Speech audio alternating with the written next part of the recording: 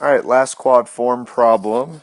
If we want to do this, we need to distribute 2x into that binomial. So 2x times x is 2x squared. 2x times negative 1 is negative 2x. And then I should probably subtract that 3 over to set it equal to 0. And now I can use my quad form to get x equals negative b would be the opposite of that. So positive 2 plus or minus the square root of b squared would be 4. Again, this number squared now.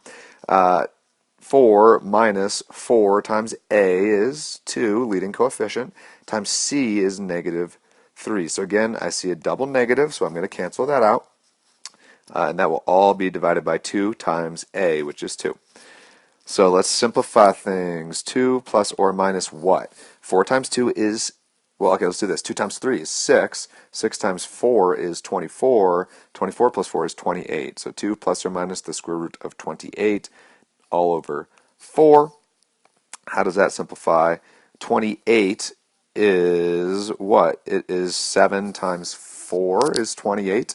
So this is 2 plus or minus 2 root 7, because I've taken 28,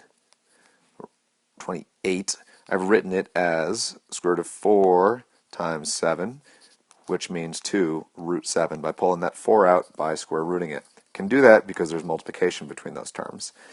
So I get that, so equals 2 plus or minus 2 root 7, all of that over 4 means what I'm really left with is 1 plus or minus the square root of 7, all divided by 2.